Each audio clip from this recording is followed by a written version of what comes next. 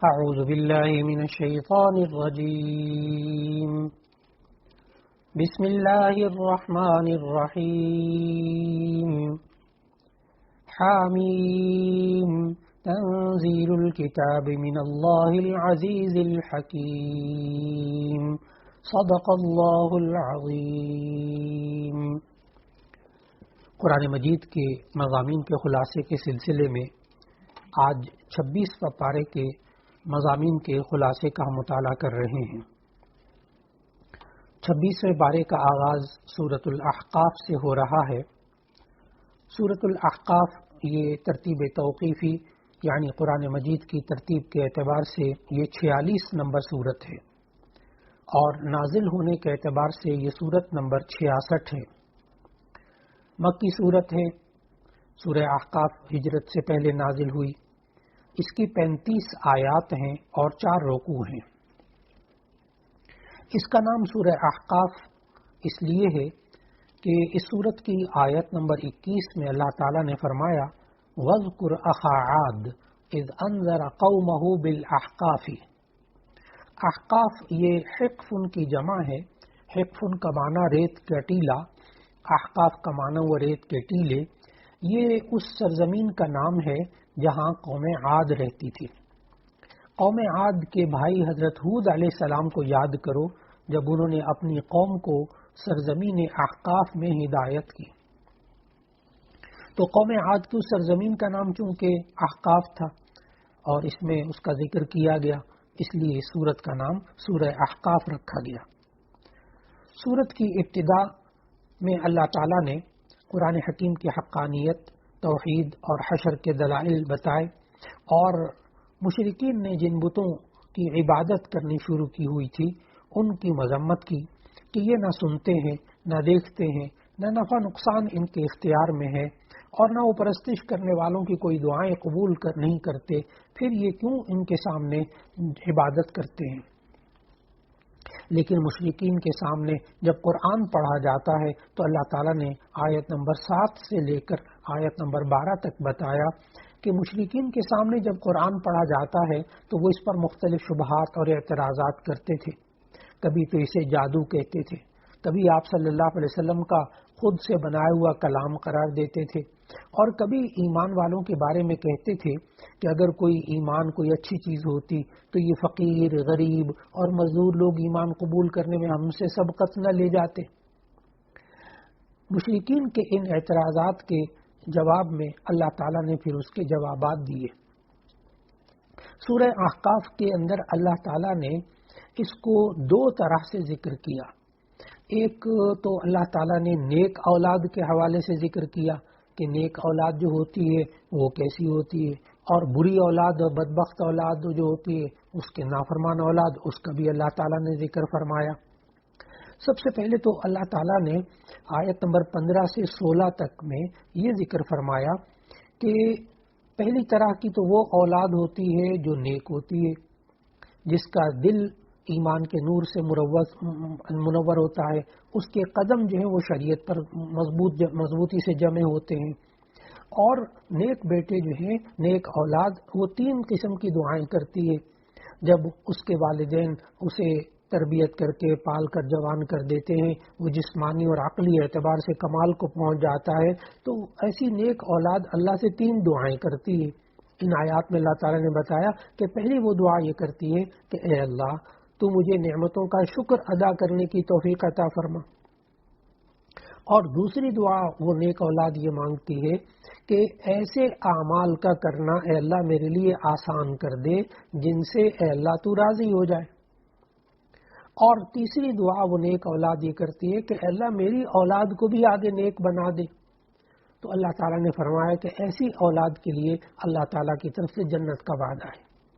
پھر اس کے بعد ان آیت نمبر 17 میں اللہ تعالیٰ نے نافرمان اولاد کا ذکر کیا، یہاں تک کہ اس اولاد کو جب والدین ایمان قبول کرنے کی دعوت دیتے ہیں تو وہ جواب میں بڑے تکبر سے کہتا ہے تم مجھے یہ بتاتے ہو کہ مجھے زمین سے زندہ کر کے نکالا جائے گا، حالانکہ بہت سے پہلے لوگ مجھ سے پہلے گزر چکے ہیں، ان میں سے تو میرے سامنے کسی کو زندہ نہیں کیا گیا، یعنی وہ کیسے زندہ ہوں گے؟ ایک تو یہ کہ اللہ پر بھی ایمان نہیں اور پھر آخرت پر بھی ایمان نہیں. اور پھر پہلا اس نمونہ جو ہے وہ ایمان والے لوگوں کا ہے، اور دوسرا نمونہ جو اللہ تعالیٰ نے بتایا ان لوگوں کا ہے جو اب برے اعمال میں مبتلا ہوتے ہیں. یہ دونوں متضاد قسم کے انسانوں کا ذکر کرنے کے بعد سورہ احقاف قوم عاد کا قصہ اس میں بیان کیا گیا کہ اللہ تعالیٰ نے سمجھایا کہ قوم عاد نے حضرت ہود علیہ السلام کو جھٹلایا، جس کے نتیجے میں انہیں برباد کر ذبح کر دیا گیا. اللہ تعالیٰ نے بتایا کہ انہیں عذاب دینے کے لیے اللہ تعالیٰ نے بادل بھیجا، چونکہ کئی دنوں سے شدید گرمی پڑ رہی تھی اس لیے وہ بادل دیکھ کر خوش ہو گئے اور انہیں یقین آ گیا کہ آج تو موسلادھار بارش ہوگی، گرمی ختم ہو جائے گی. وہ خوشی کے مارے گھروں سے باہر نکل آئے. اللہ تعالیٰ نے ان آیات میں بتایا کہ ان بادلوں کے نمودار ہوتے ہی تیز اور طوفانی ہوا چلنے لگی. قوم عاد کے لوگ بڑے قداور اور جسیم تھے، بڑے جسم رکھنے والے تھے. ہوا نے انہیں اٹھایا اور فضا میں لے گئی اور یوں محسوس ہو رہا تھا کہ یہ لوگ کیڑے مکوڑوں کی طرح اڑ رہے ہیں. پھر اس کے بعد اس ہوا نے انہیں زمین پر پٹخ دیا، وہ زمین پر مردار پڑے رہے. یوں محسوس ہوتا تھا جیسے کھجور کے کھوکھلے تنے پڑے ہوئے ہیں. اللہ تعالیٰ نے آیت نمبر 21 سے 26 تک قوم عاد کا واقعہ سنا کر اہل مکہ کو خوف دلایا کہ دیکھو تم قوم عاد سے زیادہ طاقتور نہیں ہو، اگر سرکشی کرو گے تو تم بھی عذاب الہی کی لپیٹ میں آ کر رہ جاؤ گے. پھر سورت کے اختتام پہ اللہ تعالیٰ نے بتایا کہ یہ وہی اللہ ہے جو زمین و آسمان کو پیدا کرنے پر قادر ہے، یہ وہی اللہ ہے جو مردوں کو دوبارہ زندہ کر سکتا ہے. اور آیت کے آخر میں، سورت کے آخر میں نبی صلی اللہ علیہ وسلم کو حکم دیا کہ آپ اولو العزم انبیاء کی طرح صبر کریں، صبر کا انجام ہمیشہ اچھا ہوتا ہے. پھر اس کے بعد سورہ محمد کا آغاز ہوتا ہے. سورہ محمد ترتیب توقیفی کے اعتبار سے سورت نمبر 47 ہے اور نازل ہونے کے اعتبار سے سورت نمبر 95 ہے. سورہ محمد یہ مدنی سورت ہے، ہجرت کے بعد نازل ہوئی. اس میں 38 آیات ہیں اور 4 رکوع ہیں. اس سورت کا نام سورہ محمد اس لیے رکھا گیا کہ اس کی دوسری آیت ہی میں محمد صلی اللہ علیہ وسلم نام موجود ہے. وَآمِنُوا بِمَا نُزِّلَ عَلَى مُحَمَّدٍ، اور جو کتاب حضرت محمد صلی اللہ علیہ وسلم پر نازل ہوئی ہے اسے مانتے رہیں. تو چونکہ اس آیت میں نبی کریم صلی اللہ علیہ وسلم کا نام محمد آیا ہے اس لیے سورت کا نام سورہ محمد رکھا گیا. نبی کریم صلی اللہ علیہ وسلم کے اسماء گرامی نام 5 صورتوں میں قرآن مجید کے اندر آئے ہیں. 4 صورتوں کے اندر تو لفظ محمد آیا ہے، جیسے سورہ آل عمران کی آیت نمبر 144 میں، پھر سورہ احزاب کی آیت نمبر 40 میں، پھر سورہ محمد کی یہ دوسری آیت، اور پھر سورہ فتح کی آیت نمبر 29 میں. تو سورہ آل عمران، سورہ احزاب، سورہ محمد، سورہ فتح، ان میں تو لفظ محمد نام آیا ہے. اور سورہ صف کے اندر جہاں حضرت عیسیٰ علیہ السلام نے بشارت دی تھی اپنی قوم کو، وَمُبَشِّرًا بِرَسُولٍ يَأْتِي مِن بَعْدِهِ اسْمُهُ احمد، تو وہاں احمد نام آیا ہے. اس طرح نبی صلی اللہ علیہ وسلم کے نام مبارک 5 صورتوں میں آئے. اس صورت کی ابتدا میں اللہ تعالیٰ نے کفار اور مؤمنین کے درمیان فرق کو بیان کیا کہ کفار باطل کی اتباع کرتے ہیں اور جو ایمان والے ہوتے ہیں وہ اہل ایمان حق کی اتباع کرتے ہیں. اور اللہ تعالیٰ نے فرمایا جب انسان میں ان 2 گروہوں کا وجود ہوگا تو ان کے درمیان پھر کشمکش بھی ہوگی، ٹکراؤ بھی ہوگا، اور پھر ان کے درمیان جہاد بھی ہوگا. اللہ تعالیٰ نے آیت نمبر 4 میں فرمایا جب تم کافروں سے ٹکراؤ تو ان کی گردنیں اڑاؤ یہاں تک کہ جب ان کو خوب قتل کر چکو تو باقی جو بچے ان کو مضبوطی سے قید کر لو. پھر اللہ تعالیٰ نے جنگی قیدیوں کے احکام بتائے کہ ان قیدیوں کو بطور احسان آزاد بھی کیا جا سکتا ہے، فدیہ لے کر بھی چھوڑا جا سکتا ہے. تیسری صورت یہ ہے کہ قیدیوں کے ساتھ تبادلہ کر لیا جائے، اور چوتھی صورت یہ ہے کہ انہیں غلام اور باندی بنا لیا جائے.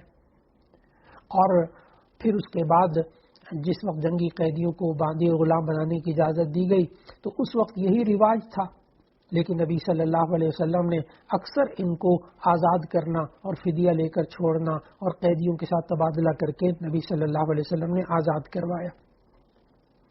اور یہی وجہ ہے کہ غلاموں کو خرید کر بھی آزاد کیا جاتا تھا۔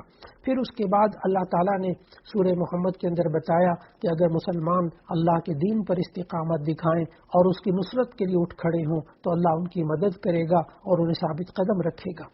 پھر آیت نمبر 12 سے 15 تک اللہ تعالیٰ نے اس جنت کی ایک جھلک بھی اس صورت میں بیان کی جس کا ایمان والوں سے وعدہ کیا کہ اس میں کیا کیا نعمتیں ہوں گی۔ پھر ایمان والوں کے مقابلے میں منافقوں کا حال بتایا، اور اللہ تعالیٰ نے آیت نمبر 20 اور 21 میں فرمایا کہ ایمان والوں کی قوت ایمانی میں اضافہ ہو جاتا ہے، جبکہ منافقوں پر موت کی سی بے ہوشی طاری ہو جاتی ہے۔ پھر اس صورت کے آخر میں اللہ تعالیٰ نے جہاد اور انفاق فی سبیل اللہ کی ترغیب دیتے ہوئے آخر میں فرمایا آیت نمبر 38 میں کہ دیکھو تم اللہ کے راستے میں کوشش جہاد بھی کرو اور اللہ کے راستے میں خرچ بھی کرو، لیکن اگر تم منہ پھیرو گے تو وہ تمہاری جگہ اور لوگوں کو لے آئے گا اور وہ تمہاری طرح کے نہیں ہوں گے۔ پھر اس کے بعد سورہ فتح کا آغاز ہوتا ہے۔ سورہ فتح یہ ترتیب توقیفی کے اعتبار سے یہ 48 نمبر صورت ہے اور نازل ہونے کے اعتبار سے صورت نمبر 111 ہے۔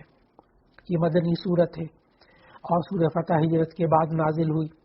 آیات اس میں 29 ہیں اور رکوع 4 ہیں۔ اس صورت کا نام جو سورہ فتح رکھا گیا وہ اس لیے کہ اللہ تعالیٰ نے فتح کا ذکر اس صورت کے اندر 3 مرتبہ فرمایا۔ آیت نمبر 1 میں فرمایا اِنَّا فَتَحْنَا لَكَ فَتْحًا مُبِينًا، ہم نے آپ کو فتح دی، واضح فتح۔ پھر آیت نمبر 18 میں فرمایا وَأَصَابَهُمْ فَتْحًا قَرِيبًا، اور انہیں جلد فتح عنایت کی۔ پھر آیت نمبر 27 میں فرمایا فَجَعَلَ مِن دُونِ ذَلِكَ فَتْحًا قَرِيبًا، سو اس نے پہلے ہی جلد فتح عطا کر دی۔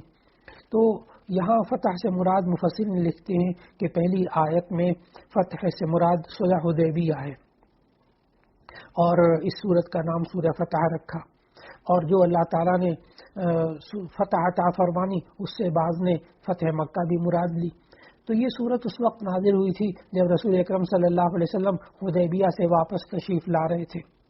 بخاری شریف میں اور ترمذی شریف میں حضرت عمر رضی اللہ تعالیٰ عنہ سے روایت ہے کہ رسول اللہ صلی اللہ علیہ وسلم نے فرمایا آج شام مجھ پر ایسی صورت نازل ہوئی ہے جو مجھے دنیا اور جو کچھ دنیا کے اندر ہے اس سے بھی زیادہ سب سے زیادہ محبوب ہے، وہ یہ سورۃ الفتح۔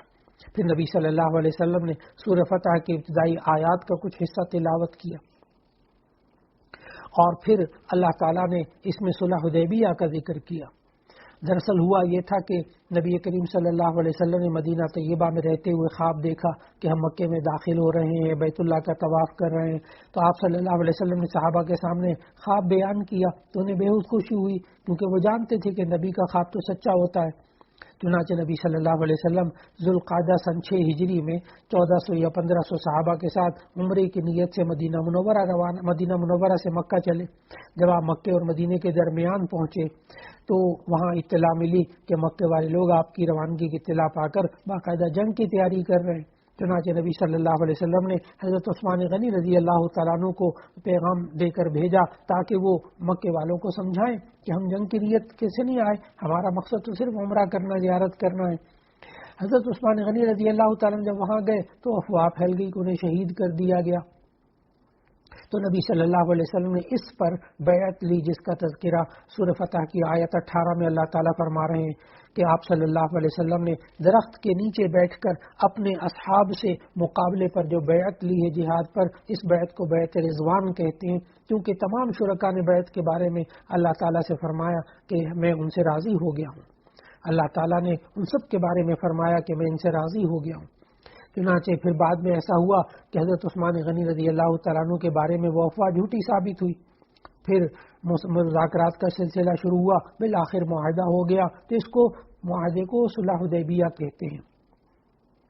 اس معاہدے کی بعض شقیں ایسی تھی کہ مسلمانوں کی کمزوری ثابت ہوتی تھی، لیکن اللہ تعالیٰ نے اسے فتح مبین قرار دیا۔ بعض مسلمانوں کو تو اس کو سمجھ میں نہیں آ رہا تھا، لیکن بعد کے حالات نے ثابت کر دیا کہ یہ فتح مبین جس سے فتح مکہ ہوئی، یہ اللہ تعالیٰ نے ایسا معاہدہ امن کا قائم کروایا کہ جس کے ذریعے اللہ تعالیٰ نے پھر خوب فتح عطا فرمائی مسلمانوں کو۔ تو سورہ فتح اسی صلح حدیبیہ کے پس منظر میں نازل ہوئی۔ اور ابتدائی آیات میں نبی کریم صلی اللہ علیہ وسلم کو عظیم فتح کی بشارت دی گئی، اور اس کے بعد ایمان والوں سے جنت کا وعدہ کیا، کافروں اور منافقوں کے لیے وعید بیان کی گئی۔ پھر اس سورہ فتح کے اندر اللہ تعالیٰ نے دو گروہوں کا تذکرہ کیا، ایک تو ہے اہل ایمان اور مخلص لوگ جنہوں نے وطن سے دور رہ کر غیر مسلح ہونے کے باوجود نبی صلی اللہ علیہ وسلم کے ہاتھوں پر بیعت کی۔ تو اللہ تعالیٰ نے یوں فرمایا آیت نمبر 10 میں، جو لوگ تم سے بیعت کرتے ہیں وہ اللہ سے بیعت کرتے ہیں، اللہ کا ہاتھ ان کے ہاتھوں پر ہے، ید اللہ ایدیہم۔ تو ایسی صورت میں بیعت کرنے والوں سے اللہ راضی ہوا۔ آیت نمبر 18 میں اللہ تعالیٰ نے فرمایا کہ جب مومن آپ سے درخت کے نیچے بیعت کر رہے تھے تو اللہ ان سے خوش ہو گیا، ان کے دلوں میں جو ایمانی جذبہ تھا اس نے اللہ نے جان لیا تو ان پر تسلی نازل فرمائی، انہیں جلد فتح عطا فرمائی۔ سورہ فتح وہ خواب بھی بیان کرتی ہے آیت نمبر 27 میں، جو نبی صلی اللہ علیہ وسلم نے مسجد حرام میں داخل ہونے کے بارے میں دیکھا تھا۔ پھر اس صورت کے اختتام میں اللہ تعالیٰ نے نبی صلی اللہ علیہ وسلم کی شان بیان کی کہ نبی صلی اللہ علیہ وسلم اللہ کے سچے رسول ہیں، اور اللہ تعالیٰ نے نبی صلی اللہ علیہ وسلم کے صحابہ کی تعریف کی کہ وہ آپس میں مہربان ہوں گے اور سب اللہ کی رضا کے طالب ہوں گے، اور پھر ساتھ یہ بتایا کہ ان کے لیے بڑی مغفرت ہوگی، اور آخر میں یہ بتایا کہ ان مثال دے کر کہ لوگ کیوں ناراض ہوتے ہیں ایمان والوں سے، کیوں ناراض ہوتے ہیں اسلام سے، اسلام اور مسلمانوں سے لوگ کیوں غصے میں مبتلا ہوتے ہیں۔ اللہ تعالیٰ نے سمجھایا کہ دراصل جب کوئی کھیتی پکتی ہے تو ایسی صورت میں جو حاسدین ہوتے ہیں وہ تو جلتے ہیں، ایمان والے جب قوت میں آتے ہیں، مؤمنین اور مسلمان جب خیر کے حالات میں ہوتے ہیں تو پھر غیر مسلموں کو یہ برداشت نہیں ہوتا، جس کی وجہ سے یہ حاسدانہ حالات پیدا ہو جاتے ہیں۔ پھر اس کے بعد سورہ حجرات کا آغاز ہوا۔ سورہ حجرات یہ ترتیب توقیفی کے اعتبار سے قرآن مجید کی ترتیب میں یہ 49 نمبر سورت ہے، نازل ہونے کے اعتبار سے یہ سورت نمبر 106 ہے، یہ مدنی سورت ہے۔ سورہ حجرات ہجرت کے بعد نازل ہوئی، اس میں 18 آیات ہیں اور 2 رکوع ہیں۔ اس کا نام سورہ حجرات اس لیے رکھا گیا کہ اس کی آیت نمبر 4 میں ہے، ینادونک من وراء الحجرات، وہ لوگ آپ کو پکارتے ہیں کمروں کے پیچھے سے۔ حجرات یہ حجرہ کی جمع ہے، حجرہ گھر اور کمرے کو کہتے ہیں، کیونکہ ان آیات میں ان بدوؤں اور دیہاتیوں کا ذکر ہے جو بیچارے ادب سے ناشنا ہونے کی وجہ سے نبی صلی اللہ علیہ وسلم کو عام انداز میں کمرے سے باہر آوازیں دیا کرتے تھے۔ اللہ تعالیٰ نے اس سے منع کیا، تو اس لیے سورت کا نام سورہ حجرات ہوا۔ پھر اس میں اللہ تعالیٰ نے ہماری معاشرت اور اخلاق کو بیان کیا اس سورہ حجرات کے اندر۔ سورہ حجرات کے شروع میں تو اللہ تعالیٰ نے رسول اللہ صلی اللہ علیہ وسلم کا ادب بیان کیا کہ مومن کو چاہیے کہ جب اللہ کے رسول صلی اللہ علیہ وسلم کے آواز سے زیادہ اپنی آواز بلند نہ کریں ورنہ ان کے اعمال ضائع ہو جائیں گے، اور یہ بھی حکم دیا کہ مومن کو چاہیے جب تک اللہ اور اس کے رسول صلی اللہ علیہ وسلم کے حکم کو نہ جان لے اپنی رائے اور فیصلے کا اظہار ہرگز نہ کرے، اور نبی صلی اللہ علیہ وسلم کے خطاب کرتے ہوئے اپنی آواز کو پست رکھا کرے۔ اور پھر اس کے بعد اجتماعی اور معاشرتی آداب اللہ تعالیٰ نے سکھائے سورہ حجرات کے اندر۔ سورہ حجرات اس معاملے میں بڑی اہم صورت ہے کہ اس سے ہمیں معاشرتی آداب اللہ تعالیٰ نے سکھائے کہ دیکھو تم افواہوں پر کان مت دھرا کرو، اگر کوئی ایسا ویسا آدمی کوئی خبر تم تک لے کر آ جائے تو تم اس کے بارے میں تحقیق کر لیا کرو، ایسا نہ ہو کہ تم دوسری قوم پر جا پڑو تمہیں پھر شرمندگی ہو۔ تو انسان کو سنی سنائی بات پر عمل نہیں کرنا چاہیے، پہلے اس کے بارے میں تحقیق کر لینی چاہیے۔ پھر اس کے بعد آیت نمبر 7 میں اللہ تعالیٰ نے بتایا کہ اللہ تعالیٰ نے تمہارے دلوں میں ایمان کی محبت ڈال دی ہے اور اس کو تمہارے دلوں میں سجا دیا ہے، اور کفر، گناہ اور نافرمانی سے تم کو بیزار کر دیا ہے۔ پھر اس کے بعد اللہ تعالیٰ نے اگلی آئندہ آنے والی آیات میں 6 ایسی معاشرتی خرابیوں اور برائیوں کی نشاندہی کی ہے جس کی وجہ سے انسان آج ان برائیوں کی وجہ سے معاشرے میں بڑا بے سکون ہو جاتا ہے۔ دیکھیے اللہ خالق ہے، اللہ کو معلوم ہے، اللہ سے زیادہ انسان کی نفسیات کو کوئی نہیں سمجھ سکتا۔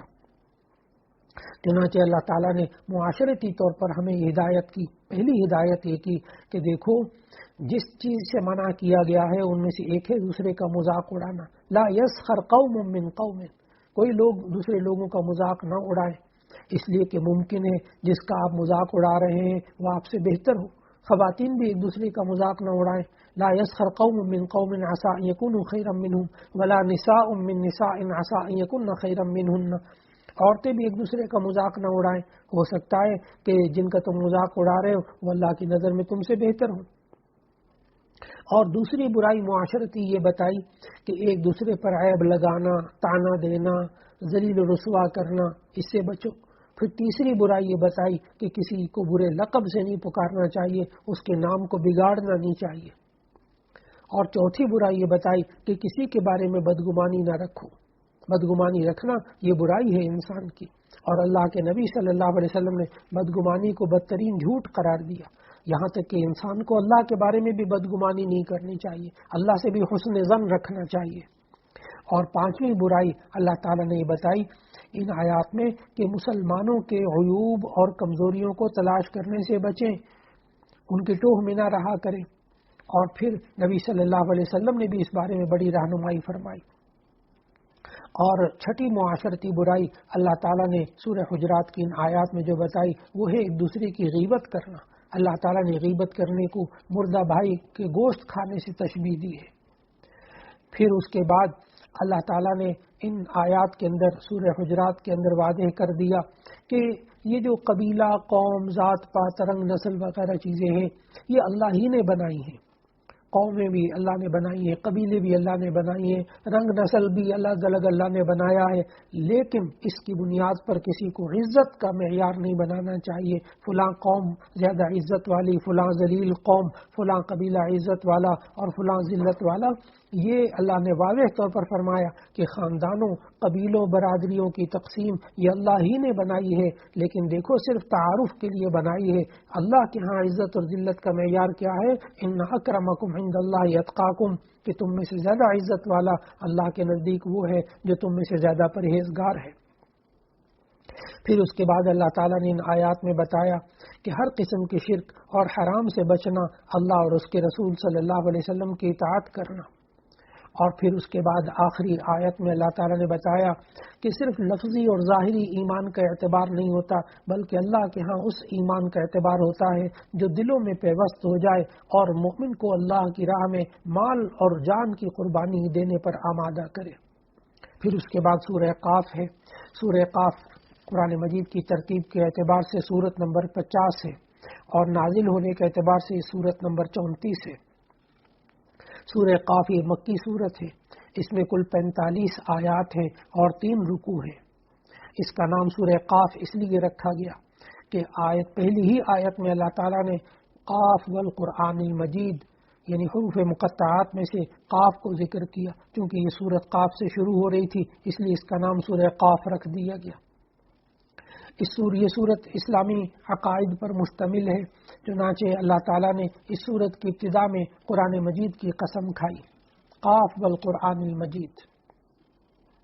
اگر آپ جتنی صورتیں اب تک ہم نے ان کا مطالعہ کیا ہے قرآن مجید کی تلاوت کرتے ہوئے، آپ کو معلوم ہوگا کہ اللہ تعالیٰ نے قرآن مجید میں 6 بار قرآن مجید کی قسم کھائی ہے صورتوں کے شروع میں.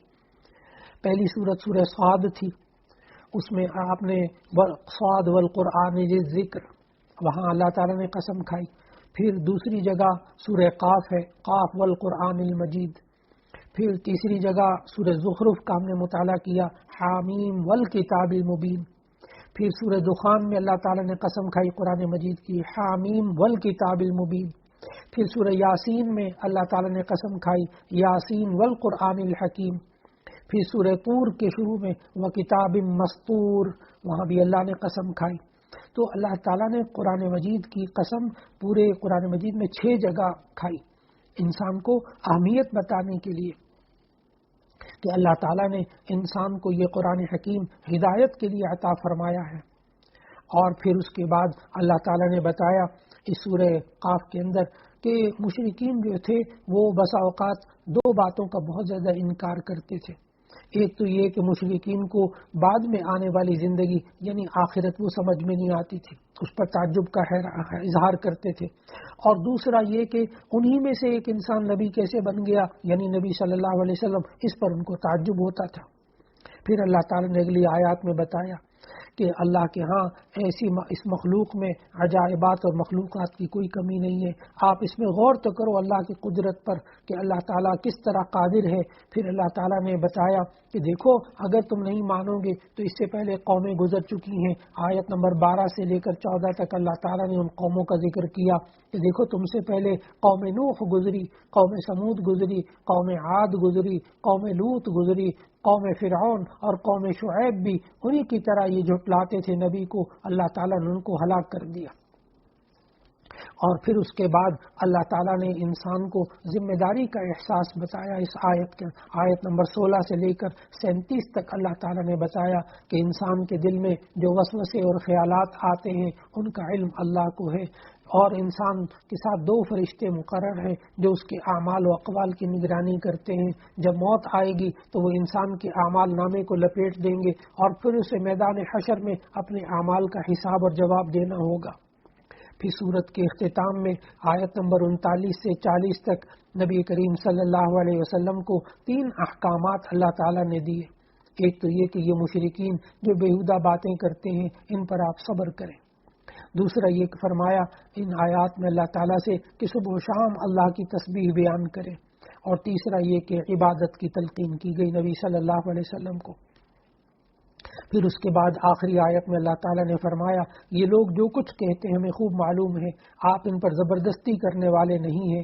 ہمارے عذاب کی وعید سے ڈریے اور قرآن کی نصیحت ان کو کرتے رہیں. اگر یہ بات نہ مانے تو آپ سے نہیں اس بارے میں پوچھا جائے گا. تو یہ اللہ رب العزت نے ان آیات میں ارشاد فرمایا. اس کے بعد سورہ ذاریات کا آغاز ہوا. سورہ ذاریات یہ ترتیب توقیفی کے اعتبار سے سورت نمبر 51 ہے اور نازل ہونے کے اعتبار سے یہ سورت نمبر 67 ہے. مکی سورت ہے. ہجرت سے پہلے سورہ ذاریات نازل ہوئی. اس میں کل 60 آیتیں ہیں اور 3 رکوع ہیں. اس کا نام سورہ ذاریات اس لیے رکھا گیا کہ پہلی ہی آیت میں یہ لفظ موجود ہے وَالذَّارِيَاتِ ذَرْوًا. ذاریات کہتے ہیں وہ ہوائیں جو کہ بکھیر دیتی ہیں اڑا کر. تو اللہ تعالیٰ نے قسم کھائی یہاں ان ہواؤں کی جو بکھیرتی ہیں اڑ کر. اس میں اللہ نے ان ہواؤں کی قسم کھائی، اس لیے اس سورت کا نام سورہ ذاریات رکھا گیا. اس سورت میں اللہ تعالیٰ نے اس کے شروع میں 4 قسم کی ہواؤں کی قسم کھا کر اللہ تعالیٰ نے فرمایا کہ جس چیز کا تم سے وعدہ کیا جاتا ہے وہ سچ ہے اور انصاف کا دن ضرور واقع ہوگا، یعنی قیامت کا قائم ہونا یہ برحق ہے. پھر اللہ تعالیٰ نے آسمان کی قسم کھا کے فرمایا کہ تم ایک ایسی بات کے پیچھے پڑے ہوئے ہو کہ جس کا کوئی ذکر نہیں، جس کی کوئی حیثیت نہیں. ایک تو تم قیامت کے بارے میں تم آپس میں جھگڑوں میں پڑے ہوئے ہو، ایک قرآن کے بارے میں اور ایک صاحب قرآن کے نبی صلی اللہ علیہ وسلم کے بارے میں. اور ان تینوں کی برائی بیان کرنے کے بعد اللہ تعالیٰ نے بتایا کہ وہ لوگ جو قیامت کا انکار کرتے ہیں، قرآن کا انکار کرتے ہیں، نبی صلی اللہ علیہ وسلم کی نبوت کا انکار کرتے ہیں، تو ایسی صورت میں ان لوگوں کے انجام بہت برا ہوگا. پھر اس کے بعد کی آیات میں اللہ تعالیٰ نے متقین کے بارے میں بتایا کہ جو لوگ قیامت کے بارے میں سچا ایمان رکھتے ہیں اور قرآن پر ایمان رکھتے ہیں، صاحب قرآن پر ایمان رکھتے ہیں، یہ جو متقین ہیں ان کا اچھا انجام ہوگا. اور ان کی صفات اللہ تعالیٰ نے ان آیات میں بتائیں کہ متقی لوگ کون ہوتے ہیں. اللہ تعالیٰ نے فرمایا ایک تو یہ بتایا 4 صفات اللہ تعالیٰ نے بتائیں متقین کی ان آیات میں کہ وہ نیک اعمال کرتے ہیں. نمبر 2 رات کو کم سوتے ہیں. نمبر 3 صبح کے وقت توبہ اور استغفار کرتے ہیں. نمبر 4 ان کے مال جو ہیں مانگنے والے اور نہ مانگنے والے دونوں میں ان کا حق ہوتا ہے اور وہ اپنے مالوں کو لوگوں پر تقسیم کرتے ہیں. پھر اللہ تعالیٰ نے متقین کی 4 صفات بیان کرنے کے بعد اپنی عظمت اور قدرت کے 3 دلائل دیے. ایک دلیل تو یہ دی کہ زمین کے بارے میں، دوسری دلیل دی خود انسان کے بارے میں، اور تیسری دلیل اللہ تعالیٰ نے نشانی بتائی رزق کے بارے میں. جو پہلی نشانی اللہ تعالیٰ نے اپنی قدرت کی بتائی آیت نمبر 20 کے اندر، اور فرمایا کہ زمین میں یقین کرنے والوں کے لیے بہت سی نشانیاں ہیں کہ زمین کو بچھونا بنا دیا گیا، اس میں آنے جانے والوں کے لیے راستے ہیں، اس میں میدان بھی ہیں، پہاڑ بھی ہیں، سمندر بھی ہیں، دریا بھی ہیں، چشمے بھی ہیں، اور لوہے، تانبے، سونا، چاندی اس کے معدنیات بھی ہیں. اور پھر دوسری نشانی اللہ تعالیٰ نے اس آیت کے اندر خود انسان کے بارے میں بتایا کہ یہ انسان اپنے بارے میں اگر غور کرے تو دیکھیں ہر انسان اس کا رنگ الگ، اس کی صورت الگ، اس کے چلنے کا انداز الگ، اس کا لہجہ الگ، اسے دیکھنے، بولنے، سوچنے، محسوس کرنے کی صلاحیتیں اللہ نے عطا فرمائی ہیں۔ اللہ نے آیت نمبر 21 میں فرمایا خود تمہارے نفوس میں بھی تو نشانیاں ہیں، کیا تم دیکھتے نہیں؟ پھر اس کے بعد ان آیات میں اللہ تعالیٰ نے تیسری نشانی بتائی رزق کے بارے میں کہ یہ رزق جو ہے یہ بھی اللہ تعالیٰ کی نشانی ہے کہ تمہارا آیت نمبر 22 میں بتایا تمہارا رزق اور جس چیز کا تم سے وعدہ کیا جاتا ہے آسمان میں ہے۔ اللہ تعالیٰ نے سمجھایا کہ بارش برستی ہے جس سے زمین پر بسنے اور اگنے والی ہر چیز انسان زندگی اسے حاصل کرتا ہے۔ سورج نہ ہوتا تو یہ انسان کھیتی نہ کر پاتا، اس انسان کے لیے رزق نہ ہوتا، موسموں کا بدلنا اور غلجات کا اگانا یہ بھی اللہ کا کارنامہ ہے۔ پھر 26ویں پارے کی آخری آیت میں اللہ تعالیٰ نے ان فرشتوں کا ذکر کیا جو حضرت ابراہیم علیہ السلام کے پاس مہمانوں کی شکل میں آئے اور حضرت ابراہیم علیہ السلام نے انہیں انسان سمجھتے ہوئے اپنی کریمانہ عادت کے مطابق بچڑا ذبح کر کے فوراً کھانا تیار کر لیا تھا۔ اور اسی کے ساتھ 26ویں پارے کا اختتام ہو رہا ہے۔ اللہ رب العزت ہمیں قرآن مجید کی تلاوت کرنے، اس کو سمجھنے، اس کے مطابق عمل کرنے اور اس قرآن مجید کے پیغام کو اور ان کے احکامات کو لوگوں تک پہنچانے کی توفیق عطا فرمائے۔ وآخر دعوانا ان الحمد للہ رب العالمین۔